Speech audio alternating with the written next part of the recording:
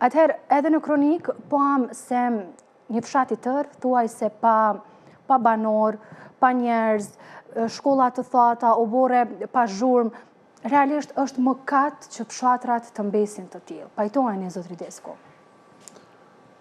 Po, është dhimbje kjo për ata qytetarë që kanë jetuar aty, edhe rrethanat që ata janë shpërngull, janë të ndryshme.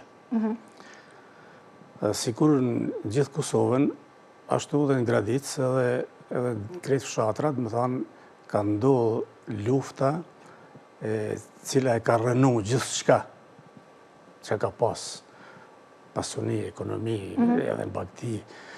Një është vrarë, më pushkatun, më thanë, Serbia ka pas qëllimin Kosovën me lanë tokë të djegur.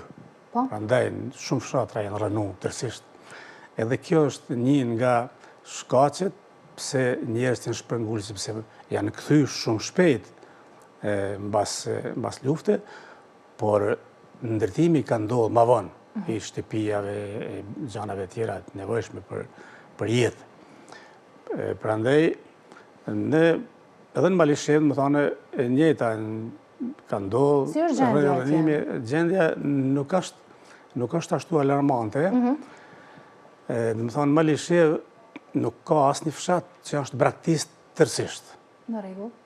Po ka fshatra që numri banorëve është të zvogëluar, numri nxënësve gjithashtu, sepse unë në Malishev jetoj që mbi 50 vite, bashkë me shoqen e cila është Pedrenicë, unë në Priklinë, mirë po, i njohë mirë, mu më ka rënë Malishev me shëtit çdo fshat.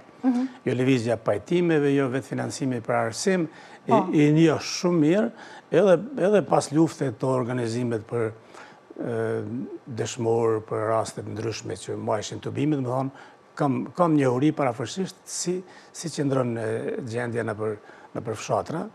Dhe për gjendjen e për fshatrat të tjerë, ne do të flasim edhe gjatë bisedrës, zoti Desko.